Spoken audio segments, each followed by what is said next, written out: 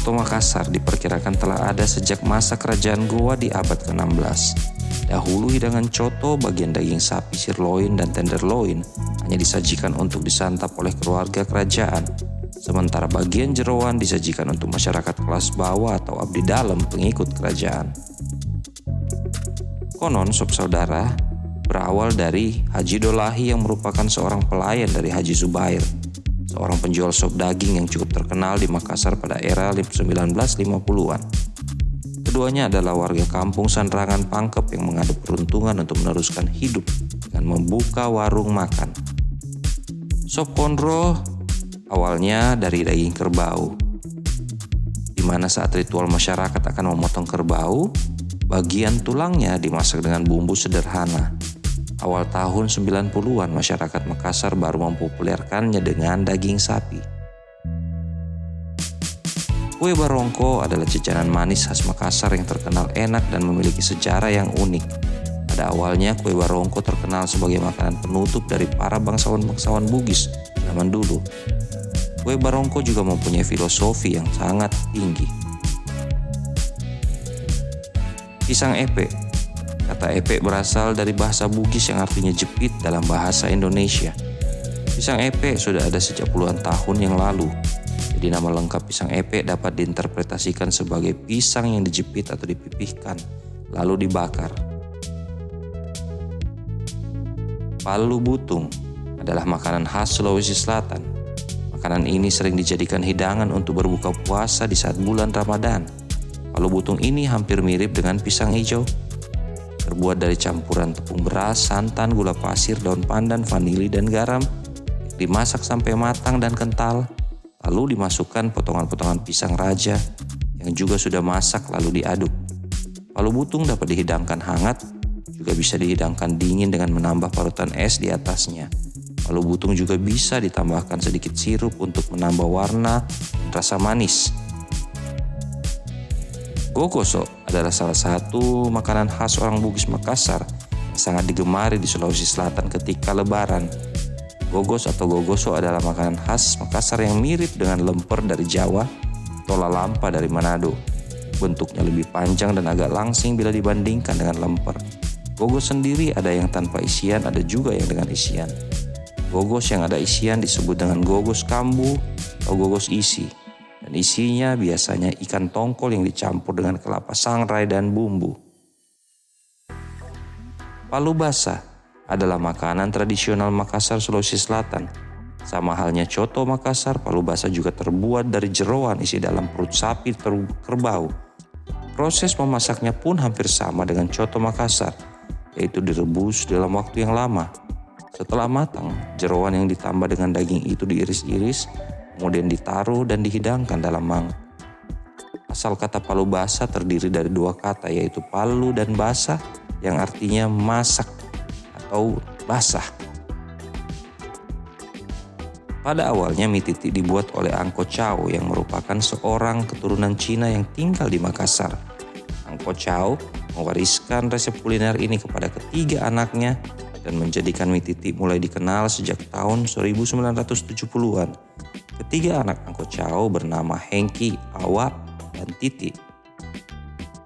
Ikan palucela berarti ikan yang dimasak dengan rasa asin.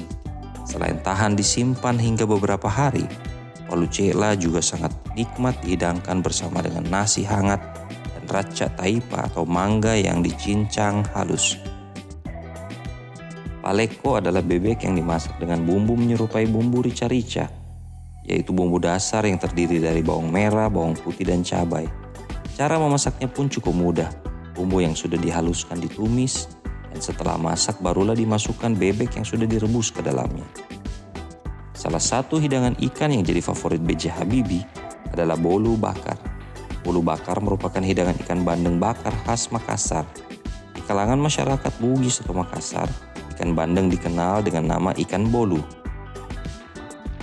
Kapurung adalah salah satu makanan khas tradisional di Sulawesi Selatan, khususnya masyarakat daerah Luwu. Makanan ini terbuat dari sari atau tepung sagu. Kapurung dimasak dengan campuran ikan atau daging ayam dan aneka sayuran. Burasa adalah salah satu panganan khas masyarakat Bugis dan Makassar di Sulawesi Selatan. Makanan ini dikenal juga dengan nama lapat, lontong bersantan. Bentuknya hampir mirip dengan lontong namun agak pipih dan dimasak dengan cara khusus. Burasa merupakan makanan wajib bagi masyarakat Sulsel pada hari Lebaran yang biasanya tersaji bersama coto Makassar ataupun opor ayam. Putu cangkir adalah sajian yang terbuat dari ketan. Bahan dasar putu cangkir adalah beras ketan, baik ketan putih maupun ketan hitam. Kue putu cangkir atau putu cangkir adalah kue khas Makassar yang merupakan jajanan murah meriah tapi enak.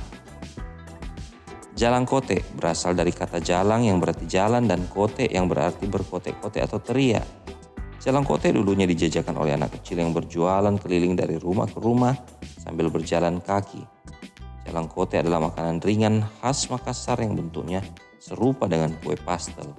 Bedanya, kue pastel memiliki kulit yang lebih tebal dibandingkan dengan jalang kote. Bila pastel dimakan bersama cabai rawit, jalang kote dimakan bersama dengan sambal cair, campuran cuka dan cabai. Makanan tradisional yang jika diterjemahkan ke dalam bahasa Indonesia bernama bakwan udang. Agak sederhana caranya, namanya juga bakwan, hanya di Makassar dinamakan dengan bikang doang.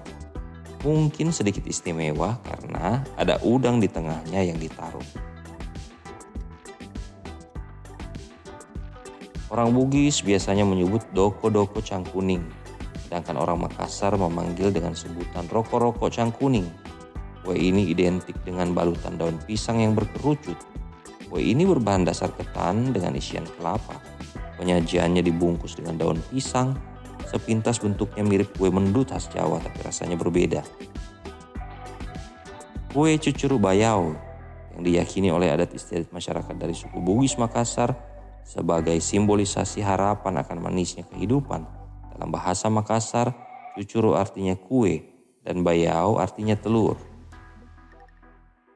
Otak-otak tenggiri adalah makanan yang terbuat dari daging tenggiri cincang yang dibungkus dengan daun pisang, dipanggang dan disajikan dengan kuah asam pedas.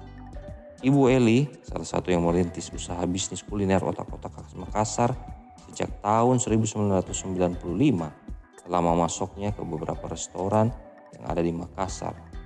Demikianlah 20 makanan khas Makassar yang enak dan wajib dicoba. Video selanjutnya kita akan membahas coto Makassar yang enak di Makassar. Mohon berikan komentar dan bantu kami untuk mengetahui penjual coto Makassar yang enak di kota Makassar. Mohon juga untuk like, share, dan subscribe channel ini agar kami semangat dalam membuat konten serta kuliner yang ada di Makassar semakin laku dan terkenal. Mari kini